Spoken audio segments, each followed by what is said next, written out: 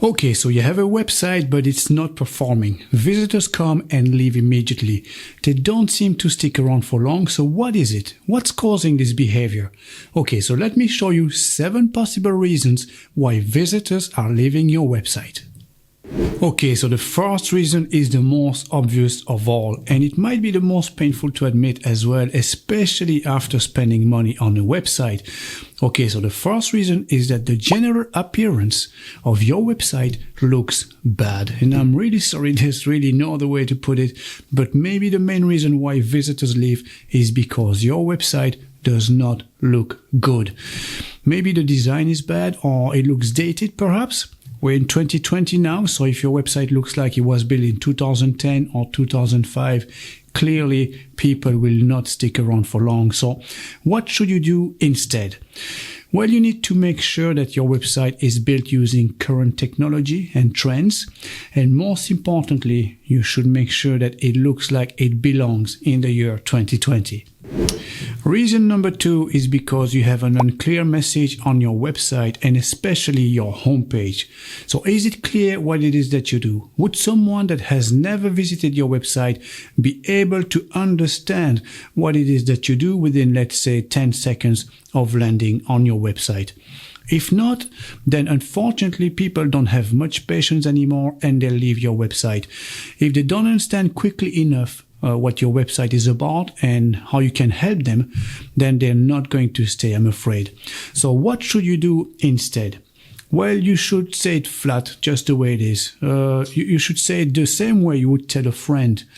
When you go to a dinner party and you're sat there at the table and someone asks you, what is it that you do? What do you answer? Well, you might say, I'm an accountant and I specialize mainly in corporate taxes.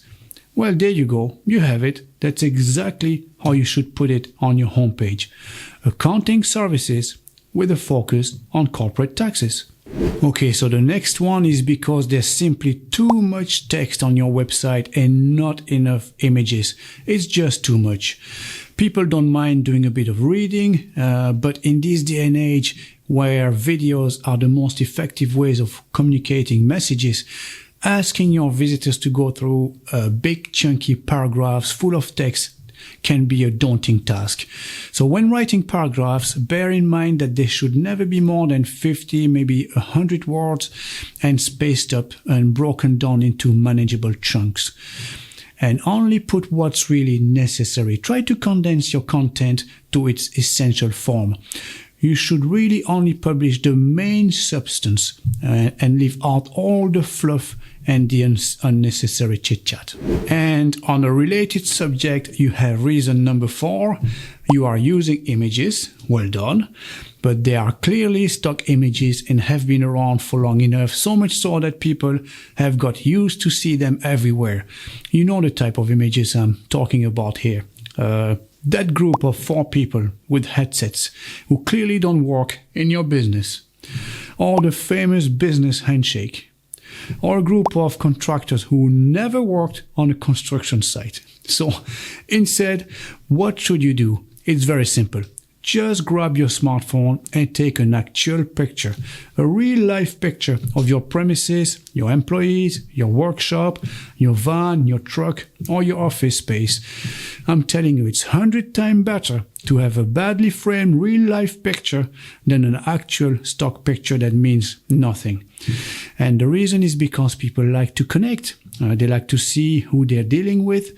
And with a real picture, you're saying, we're a real company with real people, and visitors will thank you for that with their custom. Now, different aspects, but that causes a lot of visitors to leave, is the loading speed of your website. So, does it take ages for your website to load? Ideally, you want your website to be loaded within 2, maybe 3 seconds maximum. And it happened to me the other day. I clicked on the link, the website came up, and all I could see was the preloader arrow going around like this. And that was it. I didn't wait, so I left the website almost immediately. And this is going to be most people's reaction. No one likes to wait. Life is too busy now. So if your website is slow loading, it could be a few things, but usually the main reason is your hosting. Maybe your website is hosted on a shared hosting, and maybe you should upgrade to a VPS or virtual private server, or even a full dedicated server. There's a cost involved, of course. It's a little bit more expensive, but if you're losing a ton of money because your website is too slow, then it's well worth the money indeed. So the next reason could be that you provide either too much or too little choice and options. So there's a sweet spot for each industry. Now we're not talking about Amazon, eBay, or Alibaba here. Clearly those websites have millions of products and references. What I'm talking about here is, for instance, if you're a bicycle store or you sell stationery or second-hand computers. Okay, so let's say you sell bicycles. So you have a few categories like road bikes, mountain bikes, city bikes, kids bikes, for instance. Then if someone clicks on road bikes and you only have 2 models there, this could be a problem, because clearly 2 is not enough to choose from. Now, on the other hand, if someone clicks on road bikes and they are presented with, let's say, 1,400 different models, that becomes a problem as well, because in this instance, that's way too many to choose from. So you need to find the sweet spot, the right amount, depending on your industry and your line of business. And finally, our last reason is your copy. Maybe your copy doesn't connect with your audience. A mistake I see being made very often is to use too many technical terms and industry jargon. And you may think that it makes you look professional and position you as an expert.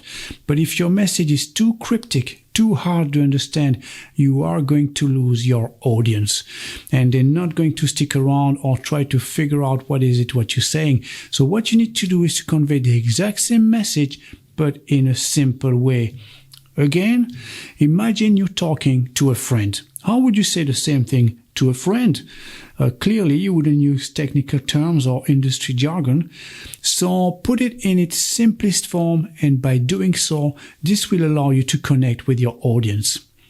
Okay, that's all for now, guys. Hope you enjoyed that. If so, please consider subscribing to my channel, and don't forget to hit the bell icon so you won't miss a single update.